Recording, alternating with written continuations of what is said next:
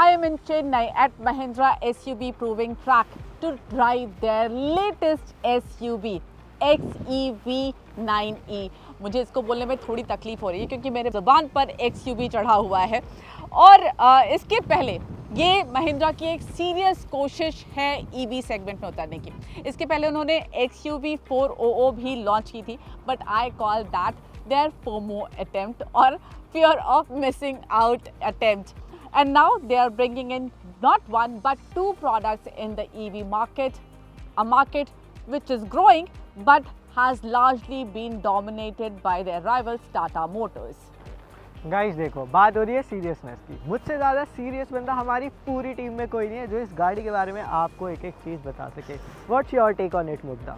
That's true. अच्छा, अब ये बताओ, कल से हम इन गाड़ियों को देख रहे हैं। बहुत पहले से गाड़ियों का लुक थोड़ा मिलता आया है, बहुत सारे हमने स्पाई शॉट्स भी देखे। लुक कैसा लग रहा है तुमको? वेल आई थिंक महिंद्रा ने एक कॉन्सेप्ट दिखाया था। It was based on XUV only and in the very blue shade at auto expo and it is derived from that very concept. तो डिज़ाइन काफ़ी ज़्यादा इंटरेस्टिंग है, बहुत ज़्यादा कर्व्स, क्रीजेज और I would say sharp lines का इस्तेमाल किया गया है। But on the whole I still believe Mugdha, this looks very much like an electric car. दुनिया भर का इन्होंने यहाँ पे दिया है हमें visual bulk. But I think you have a different opinion. अगर दोनों गाड़ियाँ देखें, मुझे XEV की जो डिज़ाइन है वो ज़्यादा अच्छा लग रहा है।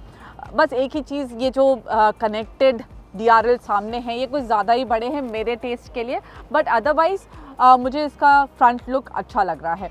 एंड न्यूनेस पर इतना ज़्यादा फोकस किया है महिंद्रा ने कि उन्होंने नया लोगो भी लॉन्च किया है। Looks like a butterfly to me, but Mugdha, being a very nice and sweet teacher, told me that it is inspired by Infiniti. So Unlimited India is what they are saying. Yes, Unlimited India. अब मुझे इसमें जो front में एक दिक्कत नज़र आ रही है ना, वो ये कि नीचे उन्होंने वो विजुअल बल्ब की जो तुम बात कर रहे थे उसको ब्रेक करने के लिए ये पियानो ब्लैक लगाया है।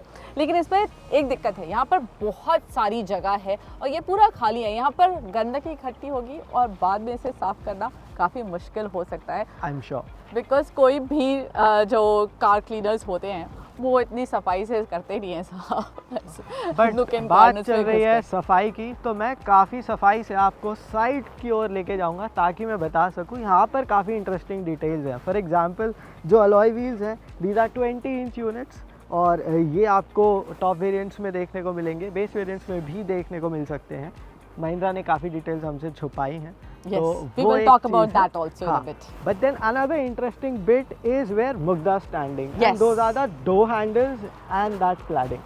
This is the flush door handle for the front doors और यहाँ rear door में आपको यहाँ C pillar पर दिखाई देगा जो door handle है वो। Now you see here this Inglo Electric Origin. This is the platform that Mahindra has developed for these EVs.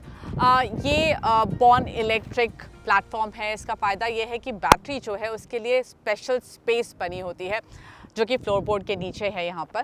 तो पूरे व्हील बेस के बीच में वो बैटरी फिट हो जाती है और जो गाड़ी के अंदर स्पेस है वो कॉम्प्रोमाइज़ नहीं होता है। बैटरी के लिए दो ऑप्शन मिल रहे हैं। हाँ, एक 59 किलोवाट आवर का है, एक 79 किलोवाट आवर का है। And now talking of the ARAI claim range, तो 59 किलोवाट आवर के बैटरी पैक में आपको लगभग 540 किलोमीटर की ARAI क्लेम रेंज मिलेगी। वहीं 79 किलोवाट का अगर आप बैटरी पैक लेते हो तो वो बढ़ के 656 किलोमीटर हो जाती है, which I think is really great. Power output भी यहाँ पर बता देती हूँ। तो पावर आउटपुट जो 59 किलोवाट आवर वाली बैटरी है उसमें आपको 231 HP की पावर और 380 Nm का टॉर्क मिलेगा और जो 79 किलोवाट आवर वाली बैटरी है उसमें 286 HP की पावर और 380 Nm का टॉर्क मिलेगा। लगभग 6.5 सेकंड में गाड़ी 0 से 100 की रफ्तार पकड़ लेती है। Yes, 6.8 for XEV 9e। और इसके साथ ही एक इंटरेस्टिंग बात यह है कि ये गाड़ी जो है इसमें जो सेल्स है, बैटरी है, वो काफ़ी हाई स्पीड चार्जिंग एक्सेप्ट करती है। तो 175 किलोवाट DC फास्ट चार्जर अगर आपके पास है तो आप इसको 20 to 80% चार्ज कर सकते हैं मात्र 21 मिनट्स में। दो आंकड़े देखने को मिले हमें पावर के लिए, 210 किलोवाट और 170 किलोवाट। 170 किलोवाट का जो आंकड़ा है पावर का जो आंकड़ा है उसके बारे में तो क्लैरिटी है, क्योंकि कल जो उन्होंने हमें प्राइसेस दिखाई 18.9 लाख BE6E के लिए और XEV9E के लिए, टंग ट्विस्टर्स हैं ये मेरे लिए। एग्जैक्टली XEV9E के लिए 21.9 लाख। तो उसमें 170 किलोवाट की पावर का आउटपुट या फिर 230 HP पावर का आउटपुट था, और वो 59 किलोवाट बैटरी पैक के साथ आता है। लेकिन अब यहाँ पर क्या मिसिंग है? Torque output. जब अगर हम टॉर्क आउटपुट की बात करें तो ऑलमोस्ट 380 न्यूटन मीटर्स का आपको टॉर्क मिलेगा, but only with 79 kilowatt hour battery pack. और उसमें जो पावर मिलेगी वो 210 किलोवाट की पावर मिलेगी। तो आई एम अज्यूमिंग कि 2 पावर फिगर्स आपके पास का ऑप्शन होगा, और जैसा कि 2 बैटरी पैक्स का भी ऑप्शन होगा, लेकिन वो क्या कॉन्फ़िगरेशन है पूरे वेरिएंट्स की वो अभी हमें क्लियर नहीं है। अभी जितनी इन्फॉर्मेशन हमारे पास है वो सब हमने आपको बता दी है। Now back to the looks. Alloy का डिज़ाइन तुम्हें पसंद आ गया? मुझे इसका कूपे लुक अच्छा लग रहा है। I think it's a very well executed coupe look. Rear में काफ़ी ज़्यादा बड़े टेल लैम्प्स अगेन, लेकिन उसमें भी जो इंडिकेटर का ट्रीटमेंट है, how do you like it? क्योंकि वो इंटीग्रेटेड है इन टेल लैम्प्स में। So this is the part that again gives a dynamic swipe when you indicate. Let me try and switch it on. Sure. You talk about it. So this rear design, I feel it again, like the front end has more visual bulk to it because of this particular part, but then there is piano black, there is grey, there are a lot of elements over here. Then there is this big chunky LED tail lamp, and this is the dynamic swipe we were talking about. It looks integrated, it looks really plush. What is your opinion on it? Let us know in the comments below. But there's another neat touch over here that you are getting a powered tailgate. यहाँ पर आपको एक full size spare wheel नहीं मिलेगा, बल्कि एक space saver मिलता है, जैसा आपने काफ़ी सारी लग्जरी कार्स में देखा होगा। और महिंद्रा का कहना है कि they are benchmarking this car with a lot of luxury cars. I mean all the players in the mid-size luxury EV segment. And Mahindra has done, as Mohit was mentioning, काफ़ी सारी चीज़ें गाड़ी के अंदर भी की हैं उन्होंने. So let's go inside and talk about that. और इससे पहले हम दरवाजे खोले, मैं बता रहा हूँ चार्जिंग पोर्ट आपका यहाँ से खुलेगा. But one more thing, that is, are you absolutely happy with the way this car looks? So I still think this is one of the nicest efforts in terms of design out there, but I would say I'm a bigger fan of the way BE6E looks than this one. I think this is We'll talk about that in another video because this is for the older people. BE6E का embargo थोड़ी देर बाद lift हो रहा है, उसके बारे में दोबारा बात करेंगे. But I want to show you one thing that I have a problem with, which is the panel gaps. आपको इनकंसिस्टेंट पैनल गैप्स दिख जाते हैं. यहाँ पर पैनल गैप बड़ा है, यहाँ पर छोटा हो गया, और कई जगह आपको ऐसे मिलेगा पैनल गैप ऊपर नीचे. और एक प्रॉब्लम जो हमें पता चल रही है वो ये कि जब हम ये डोर खोल रहे हैं पीछे वाला, तो इट मेक्स अ नॉइज. यहाँ पर ये थोड़ा सा अटक रहा है. We thought we should tell you. Now let's go inside. I think the car looks nice from inside. Yeah, but it reminds me of XUV 700. But it's better than that. Certainly. In lots of ways. Some subtle and some not so subtle. The Right. not so subtle is this 110 centimeter, 43-inch big screen in front of you. So there's not just one screen. This 43-inch comprises of 3 screens, not one. That's one is for you, one is for everyone, and there's one dedicatedly for me. Okay, what is this theater system that they have in the car? So they are saying कि यहाँ पर आपको 1400 वाट का एक sound system मिलेगा. हाँ, जिससे Harman आप- कार्डन का सिस्टम है with Dolby Atmos, मतलब Exactly. बहुत बढ़िया म्यूजिक. भरपूर खुशी. आई थिंक अगर एक ड्राइव पे अच्छा म्यूजिक सिस्टम हो तो उसका मज़ा बढ़ जाता है. But again let's talk about that theatre system. So that theater system is good. It has a lot of modes, and जब हमने आज भी इसमें अपनी पसंद के गाने बजाए, मुझे मौका नहीं मिला. I was with my boss. So all the mid tones and the basses, they were right. Okay, I felt they were good.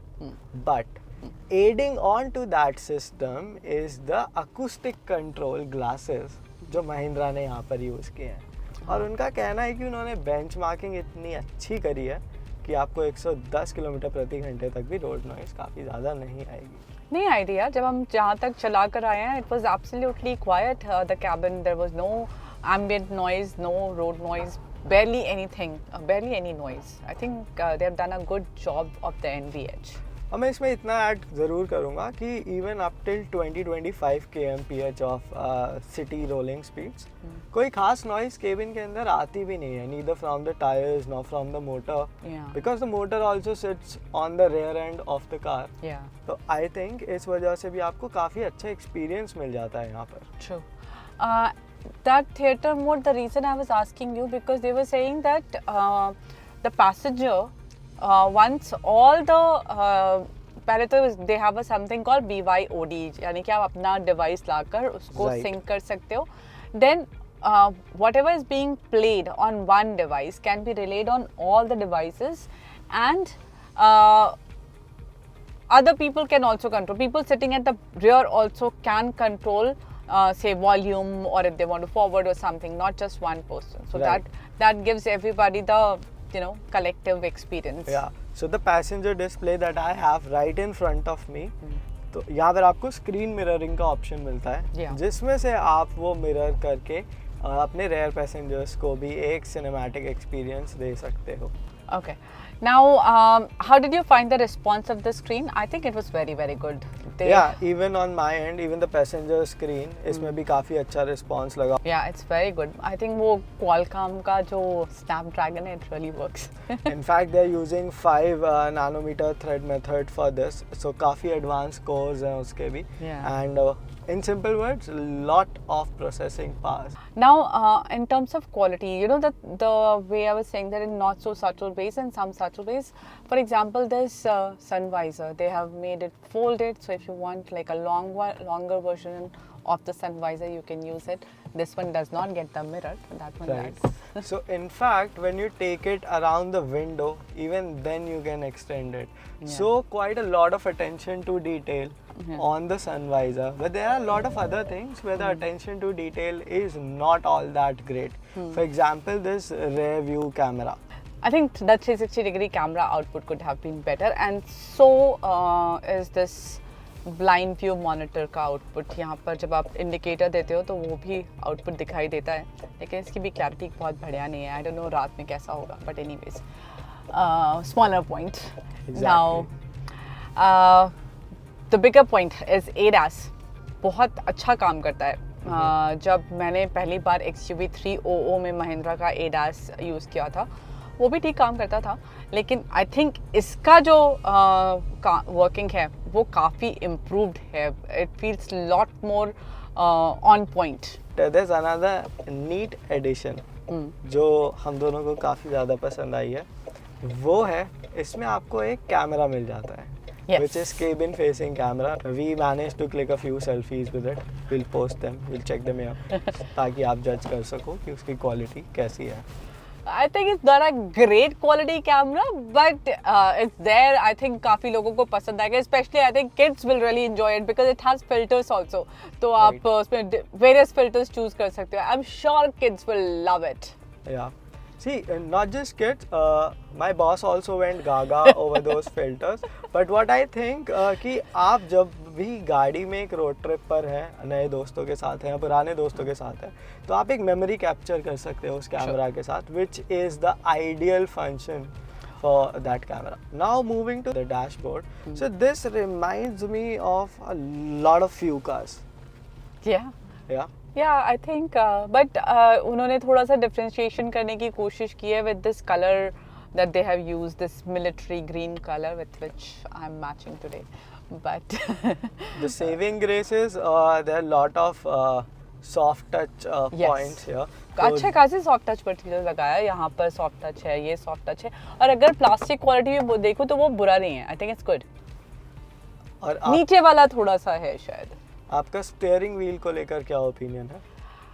You know, the first time I saw this hexagonal steering wheel, I think it was in a BMW, And I found why do this? But now over time I've realized that there's a benefit to it. You can hold it and stop it at the precise point. It helps in maneuverability a little bit more. So I like it. Right. But the response of the steering, मुझे response में ये लगा कि जब आप slow speed पर होते हो, मुझे दोनों गाड़ियाँ हम चला चुके हैं, 6E और अब ये 9E चला रहे हैं, और दोनों ही गाड़ियों में मुझे स्टीयरिंग का रिस्पॉन्स काफ़ी बढ़िया लगा. स्लो स्पीड्स पर थोड़ा सा लाइट रहता है और हाई स्पीड पर थोड़ा धीरे धीरे वेट बढ़ जाता है, तो इट गिव्स यू कॉन्फिडेंस. पर ऑफ कोर्स क्योंकि 6E थोड़ी सी छोटी गाड़ी है, तो उसमें चलाने में ज़्यादा मज़ा आया. स्टीयरिंग ज़्यादा क्विक रिस्पॉन्सेस पता चल रहे थे उसके.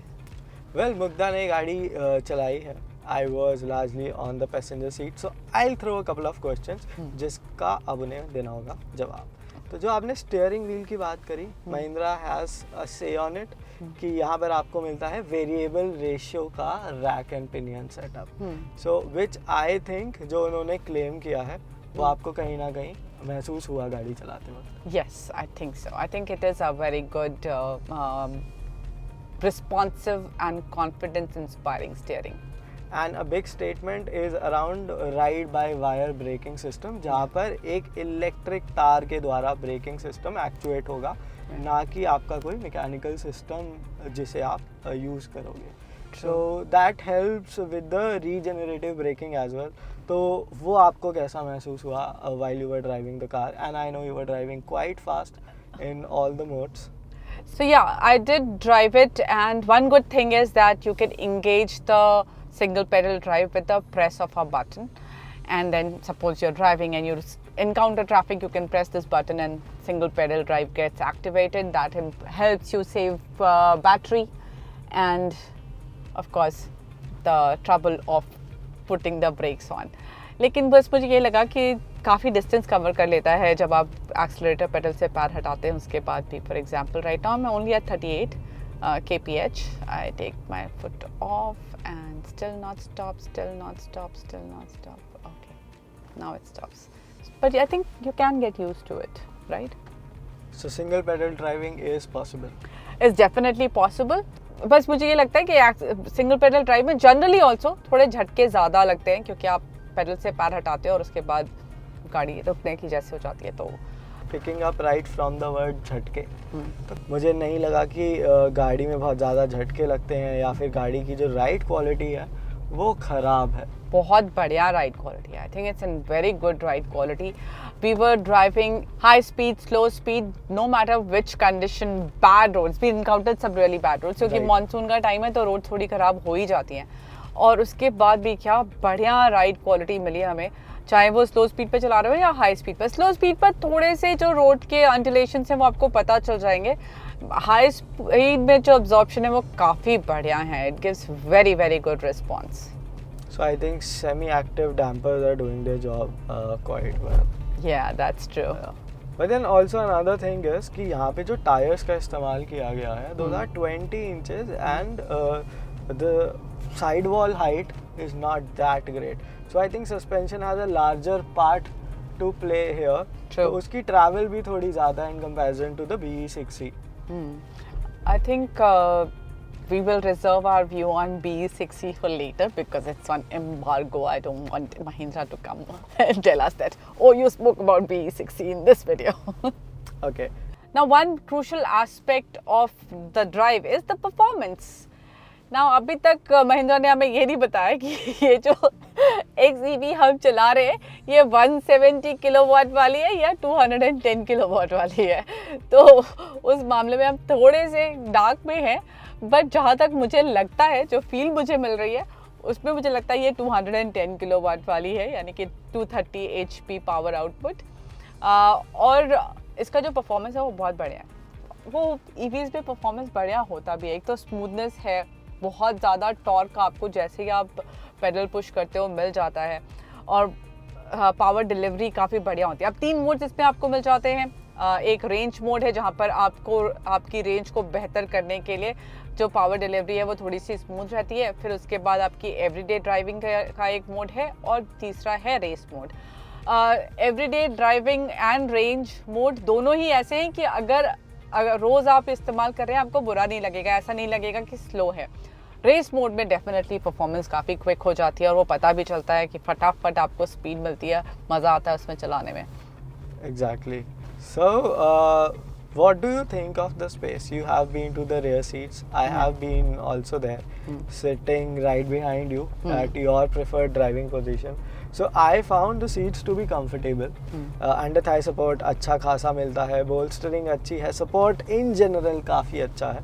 वेल महिंद्रा ने बहुत सारे फीचर्स दिए हैं। इसमें काफ़ी इंटरेस्टिंग फीचर्स भी हैं। पार्क असिस्ट मिल जाता है, ये जो हेड अप डिस्प्ले है ये आपको विंडस्क्रीन पर प्रोजेक्टेड मिलता है। एक मून रूफ है, पैनोरामिक मून रूफ, जिसमें उन्होंने कुछ LED डिस्प्ले भी दिया है, तो देखने में काफ़ी अच्छा लगता है वो।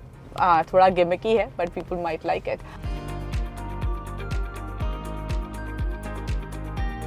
और सेकंड रो भी ठीक ठाक है, क्यों मोहित? सेकेंड रो ठीक ठाक है, आपको अंडर थाई सपोर्ट अच्छा खासा मिलता है, सीट्स कंफर्टेबल है, चार्जर्स है, गाड़ी इतनी बड़ी है कि स्पेस की कोई खास दिक्कत मुझे कहीं भी नहीं लगी। Boot space is also very great, और अगर उसमें भी आपको जगह कम लगे तो आपको एक फ्रंक मिल जाता है जिसमें आप सामान रख सकते हैं। प्राइसेस की बात करें तो 21,90,000 रुपये से प्राइसेस शुरू होते हैं, and I am expecting that the top spec variant would close out to somewhere around 32 lakh rupees. It will be heavy on the pocket, but it's a good attempt from Mahindra. Is it perfect? No, there can be improvement. For example, panel gaps better हो सकते हैं, quality control थोड़ा better हो सकता है, 360 degree camera output better हो सकता है, but overall a very good product. I'm impressed.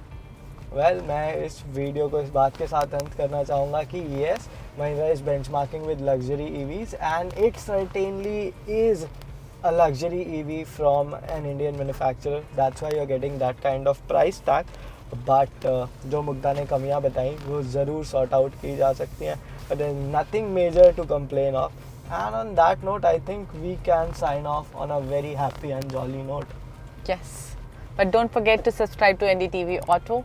And also press the bell icon so that you get notified every time we upload a video. See you soon. Bye bye.